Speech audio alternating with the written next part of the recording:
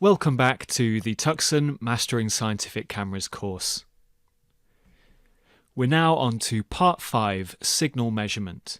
And in this part, we're going to be exploring, first of all, bit depth and full well capacity. This is this question of how much signal can we actually fit inside our pixels? How bright a signal can we still measure with our camera? After that, we're going to be exploring noise. One of the most important aspects of understanding cameras is understanding the different noise sources and how they behave. At least if your imaging is challenged by low signal to noise ratio, or if you're working in low light conditions, understanding noise is a must.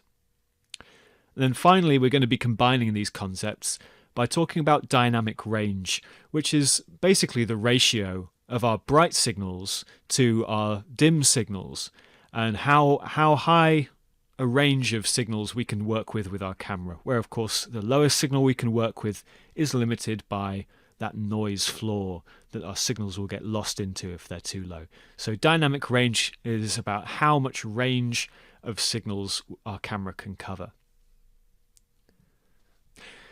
So bit depth and full well capacity both answer this question of how large can our intensity values get, but they are slightly different concepts referring to different aspects of the camera. We might all be familiar with the problem if we don't have enough bit depth or full well capacity, where we have overexposed pixels, as in the image on the right, where we're no longer capturing information in these bright points. They are just set to straight up the maximum value that the camera can output, and any variation or structure that might have been in that area is lost. So these two different concepts, first of all, full well capacity. This is how many photoelectrons can the pixel contain. This is physically how many photoelectrons can fit in the storage area of the pixel and still be read out accurately. So this is a limit imposed by the physical makeup of the camera pixel. Typically larger pixels do have larger full well capacities simply because there's more room. So how much signal can we actually physically fit? If we have a look at, for example, the Diana 95 V2 from Tucsen, this has large pixels, 11 micrometer pixels, which can contain about 100,000 photoelectrons. And higher full well capacity means higher dynamic range typically. But the entire full well capacity of a camera is not always addressed or accessed by different modes of a camera. Some camera modes will have a lower full well capacity available, a lower dynamic range in exchange for example, higher speeds or lower noise operation for working in low light conditions. So the advertised maximum full well capacity won't be what's necessarily always available in different modes, but the camera will have a mode that, of course, offers that high full well capacity. The other side of this coin is bit depth, and this is now into the realm of the actual digital value. And bit depth is how large can the digital value that is outputted to the computer get. And you'll commonly come across bit depth such as 8-bit or 12-bit or 10-bit or 16-bit, and what these represent is the amount of digital information, and if we want to convert that into a value, a maximum grayscale value, we use this formula of 2 to the power of the bit depth minus 1, that representing the 0 value being in there as well. And if we take, for example, the Diana 400 BSI V2, this has a 16-bit mode, which can output 65,536 different intensity values. That's 2 to the power 16. High bit depth also helps with dynamic range, but it's not always necessary at low light. Similar to full well capacity, if we've got low light levels, our counts aren't going to need to go very high because we simply don't have so many photons. So depending on your application, full well capacity and bit depth might not be so important. Moving on now to talking about noise. There are a number of different noise sources in camera-based imaging, and we can come to understand them, and once we understand them, we can predict how our cameras will behave in different situations. And this can allow us to ideally match a camera to an application or match a camera mode to an application and understand what's going on and optimize what's going on. Or maybe indeed coming to understand noise might make us realize that noise is not a limiting factor in our imaging, and that can change the way we make decisions about, for example, what cameras to buy or what modes to use. Noise is the primary barrier to low light imaging. If we're in low light conditions, then our signal to noise ratio is typically lower. Noise will play a larger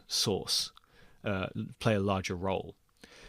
You might be familiar, for example, with fluorescent imaging or fluorescent microscopy, where on the right hand side here we've got an image in low light conditions where the noise in the background and the noise in the signal is playing a large role, and we can see this jitter in the image.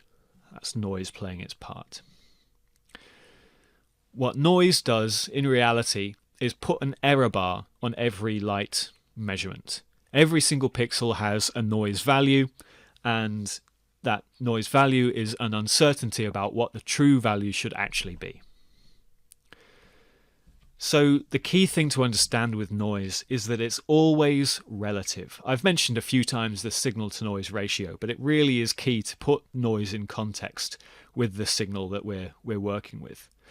If we just naively look at pixel values, for example, we've got this 3x3 pixel image here. It's very pretty, as I'm sure you can agree. Let's say that it represents the signal from a single light source, whether that's a fluorescent molecule or a star in astronomy. And if we were to ask the question, which pixel contains the light source? Where is the light source in this image?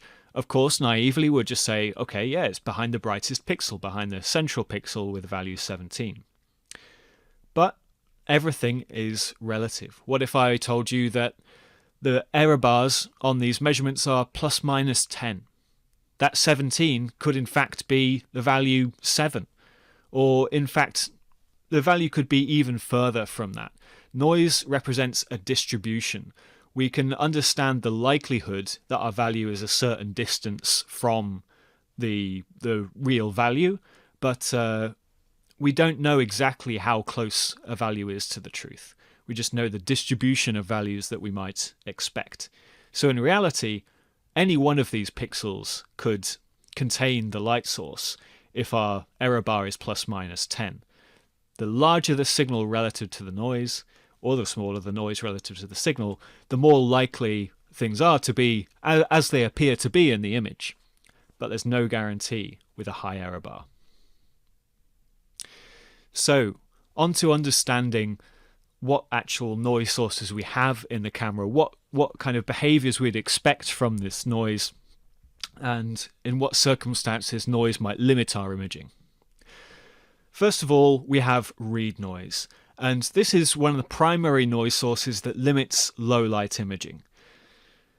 Read noise is a noise source that applies when the camera is reading the value that the pixel has measured.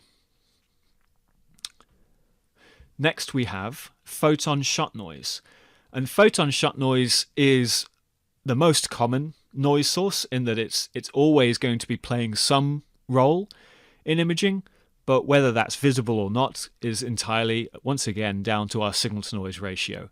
But what you can hopefully make out in this bright field video here is that there is a slight noise in the image, in the background of the image, that you might be able to see, and that's certainly not read noise at this high a light level, because read noise is mostly only visible in low light conditions. But there's still a noise source, which is down to the behavior of light sources themselves, down to the physics of the situation. So photon shot noise is not the camera's fault. And finally we have dark current noise. This is a temperature and exposure time dependent noise, where cameras aren't at 0 degrees Kelvin, they're not at absolute zero. There's going to be some thermal motion happening within them, and this contributes a noise source to our imaging, which actually builds up throughout an exposure of an image.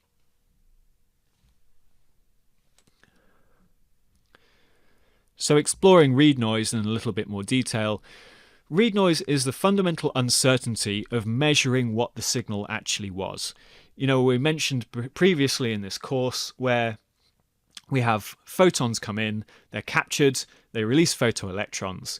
We put those photoelectrons into a capacitor to turn them into a voltage, we amplify that voltage, and we measure them in an analog to digital converter.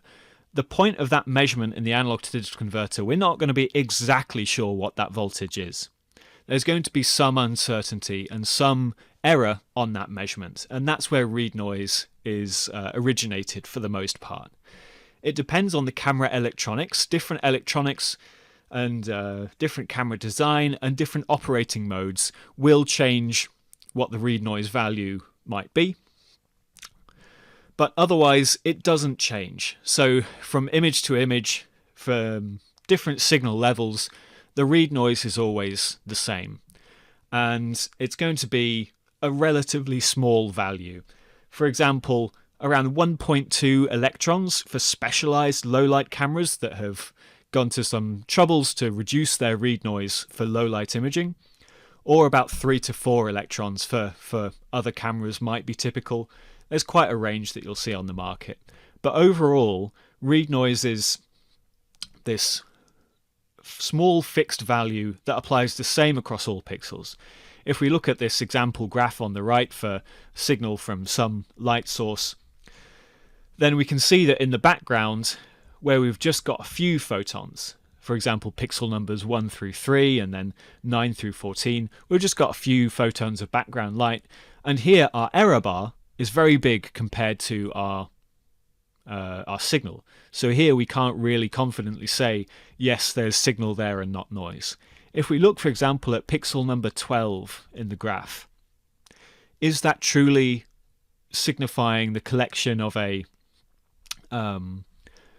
some kind of bright event in the background of this image? We can't confidently say because the signal is so small compared to that read noise error bar. So here at 5 electrons of signal, we're really struggling to tell what's going on. Pixel number 6, however, that peak, we know that is there. There's no way that that error bar is going to call that into question. So here we have some certainty that we've measured something correctly. But it does still play a role in this image read noise. You know, there's still quite a lot of variation from pixel to pixel, and still the error bar is fairly significant. So in this low light conditions, reducing our read noise would probably be of benefit to us. So the question is, if your signal is 10 electrons at peak, how important is read noise? And of course, hopefully you'll see the answer is very important. It will be the primary limiting factor to your imaging, most likely. But if your signal is 1,000 electrons, how important is read noise then? And hopefully you can see that 1,000 compared to 3 or 4 at most, this completely leaves read noise behind. If we're using this kind of signal, which might be a small signal compared to most bright field imaging, for example, bright field imaging might be working with tens of thousands of photoelectrons. In this case, read noise is utterly irrelevant for what we're doing. We can completely ignore its contribution. Moving on now to photon shot noise. So photon shot noise is a physics-based noise source. It's not in the camera. It's in the physics of what's going on when when light sources, including fluorescent molecules, emit photons and they're detected by a camera. What we can do in this situation is understand maybe an average signal or average amount of photons that we can expect from these light sources. Say we've got a bright field lamp and we know that in 1 camera pixel in 100 millisecond exposure, we can expect 10,000 photons to hit the camera, and then our quantum efficiency comes in, etc. But we can know that on average. If we do repeat measurements, that will be the average that we get. But what we won't know is precisely how many photons we're going to capture in one single image, because the emission of photons is random. It's going to fluctuate in time, and we're never going to know precisely what we're going to capture. Of course, the more photons we get, the more likely we are to be somewhat close to our average value, but it's still going to be a fluctuating measurement. A way to understand this is that what light sources certainly don't do is emit photons metronomically according to a set repeating timescale between them. This is simply not how light sources like fluorescent molecules and bulbs and etc. work. What light sources instead do is emit photons randomly in time. If you've studied any statistics, you might well be familiar with this idea of a known average behavior for something that is random in time, random events. And this is known as a Poisson distribution. And with all Poisson statistics based events, we can predict how many photons we will collect with an error bar that is given by the square root of the average photons that we'd expect to capture. In the case of an image, our photon shot noise in that image is the square root of the number of photons that we've captured in the pixels of that image. So each pixel will of course have a different photon shot noise value because each pixel has captured a different number of photons. That's what our image actually is. So this is how we calculate the photon shot noise. It's the square root. So as we can see, the photon shot noise grows with the signal. The more signal we have, the more noise we have. But it grows slower than the signal does. So as our signal increases, of course, our signal to noise ratio does still increase. The final of the most important noise sources is dark current noise. As I mentioned, this is down to the thermal motion within our sensor. Of course, everything has thermal motion, including the electrons in our sensor. And when we have a designated area of our pixel called the pixel well, where we're storing the signal we've collected during our exposure time, what we can have every so often is electrons that are thermally moving around, jumping into that pixel well, just as if they were a detected photoelectron. And we can't tell the difference between them and the signals that we've meaningfully detected from photons from our imaging subject. And this is a noise source that builds up during the exposure time of the camera. The longer we expose for, the longer we have for these electrons to inappropriately jump into the pixel well.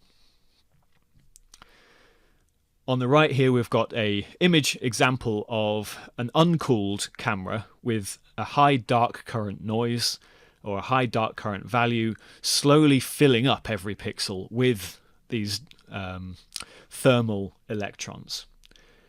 Cooling cameras though can reduce the dark current and reduce the effect of these thermal electrons. So the question is, how much dark current will we get? And so the dark current value on specification sheets, it's typically quoted measured in electrons per pixel per second. And this is the build-up of electrons during the exposure time in each pixel. And in a given pixel of an image, the dark current signal is how much dark current you actually have on average in that pixel for that given exposure time. So the dark current signal equals this dark current specification from the specification sheet multiplied by the exposure time. This tells us how much our average baseline value will increase for the camera, as we saw in the previous image as the pixels fill up. Of course, that was a fairly extreme case with an uncooled camera, but we will expect some baseline increase of signal for basically every camera. The question is how much, and is it significant compared to the signals from your sample?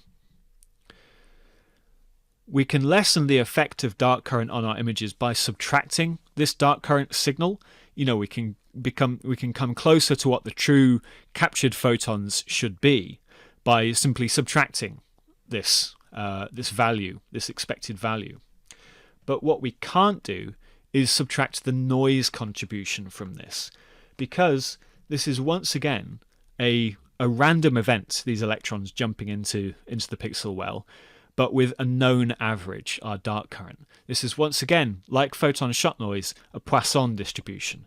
So once again, our noise contribution, our error bar on this measurement, is the square root of our captured dark current signal. So in a given image, in a given pixel, the dark current noise contribution is the square root of the dark current multiplied by the exposure time. A final note on dark current and camera temperature. So I've mentioned that cooling helps and that dark current is temperature dependent. So we do have many cooled cameras aiming to minimize dark current and the contribution of hot pixels, which are individual pixels with particularly high dark current. But not all sensors behave the same way. What we certainly can't do, which will come across people doing and is somewhat understandable, but what is not correct, is to say, oh, this sensor is at minus 30 degrees cooling and this one is only at, say, 0 degrees cooling. Therefore, the minus 30 degrees cooling is better. It's not correct to say that. The cooling temperature for different sensors is not relevant. Only the dark current value at the specified temperatures is what's important, because different sensors can have wildly different dark currents at the same temperature. If you've just got a camera and you're able to cool it deeper, then that's very likely to reduce dark current. But if we're comparing between things, only the dark current value is what we should be paying attention to. Just a brief example for this. If we compare two CMOS cameras, the FL20BW to the Diana 400 BSI version 2, if we have a look at their cooling temperature, the resulting dark current, and how much dark current noise we would get for these cameras with a 1 minute exposure, so quite a long exposure time. The FL20BW is cooled to minus 15 degrees. It's got a very low dark current at 0.001 electrons per pixel per second. So that would result in a dark current noise contribution of around 0.24 electrons. Very, very, very small contribution, effectively negligible. The Diana 400 BSI version 2, on the other hand, is cooled to minus 25. It's cooled 10 degrees cooler by liquid cooling. Yet its dark current is only 0.1 electrons per pixel per second. So it's around 100 times higher than the other camera.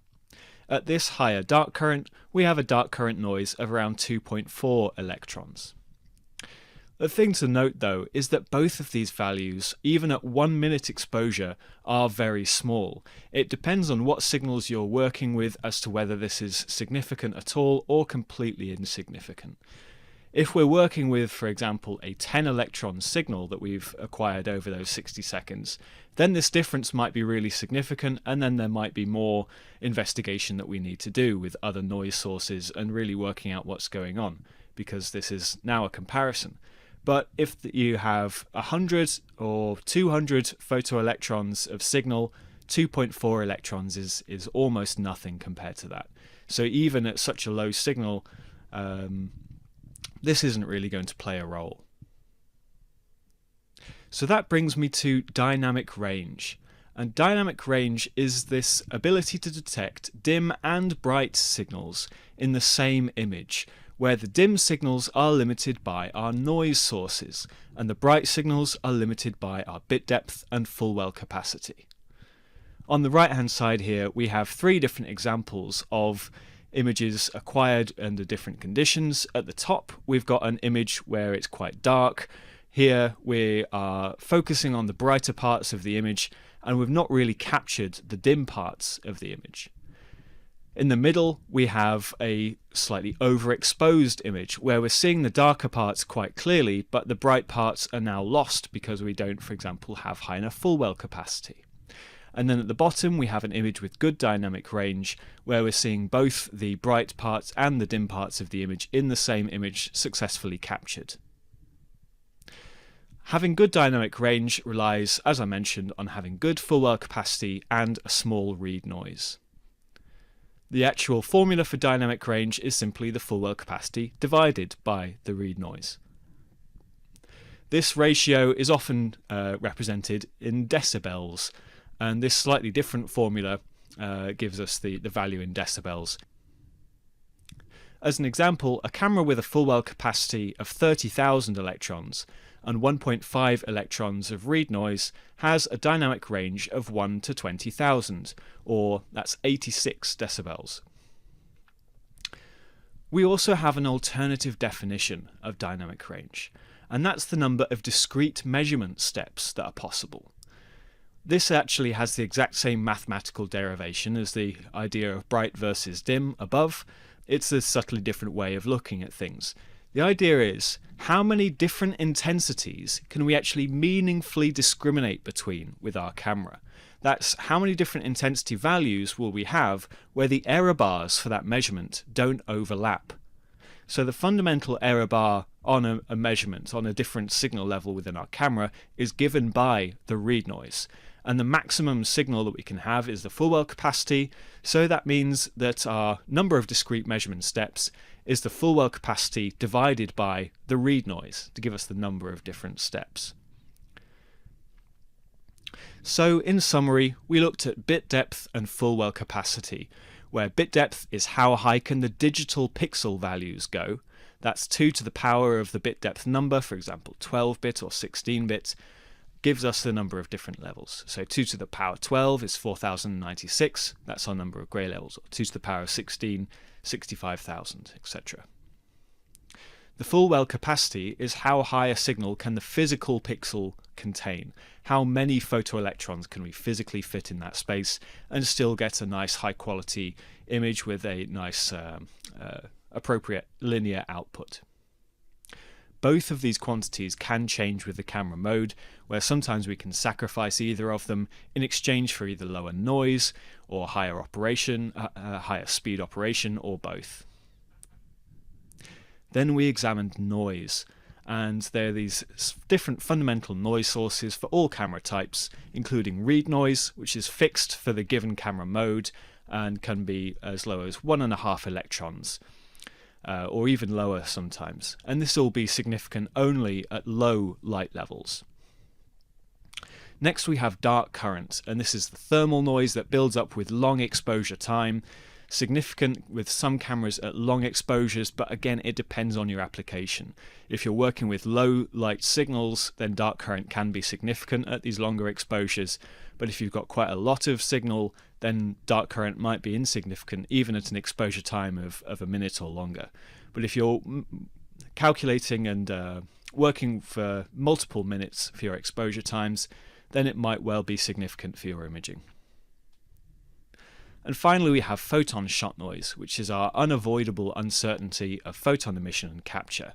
Because this is a Poisson statistics noise source with a known average of number of events, but uncertain when those events will happen, our noise is the square root of the signal that we've detected for photon shot noise.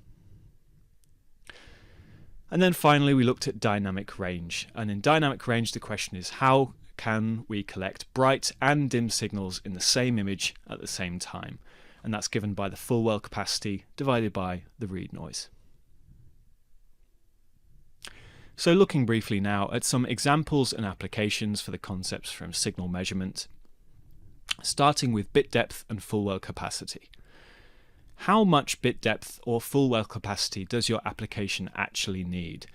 And it can be true that 12 bits is enough in most cases. That's 4096 different grey levels. It's far more than will fit on the 8 bits of a monitor, certainly far more than the human eye can detect. And if we're ever working in low light imaging conditions, we're not going to be getting enough photoelectrons detected to be exceeding this 4096 value, even if we had direct one-to-one correlation between photons and grey levels. And in just most cases, 12 bits will do the job. What you might well find is cameras that give you 16 bits, and people become accustomed to 16-bit cameras, and then demand that in the future. But the question we'd ask is just to make sure that you actually need that true that full 16-bit image, and that the camera's actually producing data that is truly 16-bit. The question here is, how big is the dynamic range of the camera? And here that definition of dynamic range as discrete measurement steps comes in handy. Because if our full well capacity divided by our read noise doesn't fill a 16-bit pixel, i.e. if we don't have 65,000 different discrete measurement steps given by our full well divided by our read noise, then is there really a value to having these higher bit depth images if all we're accurately measuring at that point is a more accurate measurement of our noise, getting more decimal places on our noise value? And you can only occasionally come across cameras that have a true 16-bit dynamic range. Most applications really don't require high full well capacity because a lot of the time signals are low or image quality is perfectly good enough at the typical full well capacity of most cameras. But high bit depth and full well capacity can be useful when you need to capture high and low signals in the same image, as we've mentioned, and if you need to accurately measure the difference between signals. Some applications include biochip, genomics, and other applications where precise signal levels are involved in decision making, like you've got an automated acquisition and analysis workflow that will give you an answer based on the precise intensity level of different pixels. Then having high dynamic range and high bit depth and high full well capacity can help make more precise differentiations. For read noise, the question is, when is read noise your most significant controllable noise source? i.e. when might you want to change your camera mode or even change a camera based on the read noise value? And the answer is only when you're working with low light imaging applications, i.e. less than 1 to 200 photons per pixel. Although low read noise also contributes to having high dynamic range, so there could be a case made for when dynamic range is really important, you might want to have low read noise too. But in general, read noise only really matters if you're really working with very low light conditions. For most live cell imaging applications, for example, the difference between having a half electron read noise versus 3 electron read noise might be less visible and less significant than the difference between having a high quantum efficiency and low quantum efficiency, or large versus small pixel size. Most applications work with significantly higher signals ultimately than 1 to 200 photons per pixel, so read noise might not necessarily be an important factor for your imaging. And when is dark current significant? Ultimately, it's not significant for most imaging applications that use under 1 second of exposure time. In most cases, the difference between having a tiny dark current and having, say, 1 electron per pixel per second, it won't be visible or detectable in these short exposure time images. Another time when it might be insignificant is if you're imaging at video rate, for example 25 to 30 frames per second. Here we're only working with exposure times of 33 to 40 milliseconds. This is not very much time at all for dark current to build up, so it's very unlikely that even an uncooled camera would have sufficiently high dark currents that it would become problematic at this rate. And in general, most fluorescent microscopy doesn't use exposure times long enough for dark current to start to become a significant factor. Generally, exposure times of 5 to 100 milliseconds are typically used. But it can be significant for long exposure imaging. We're talking here where the exposure time is measured in seconds to minutes, or even sometimes hours, rather than the milliseconds that we might use in other applications. And you can come across this in whole animal imaging, in chemiluminescence, bioluminescence, and astronomy.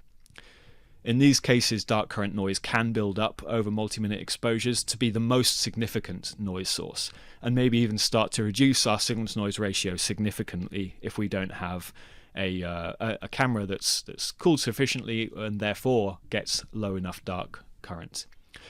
Because the important thing to remember is that the sensor temperature doesn't matter. It's the dark current specification that the camera gets at that temperature that is the important thing to check, not the actual cooling temperature of the camera.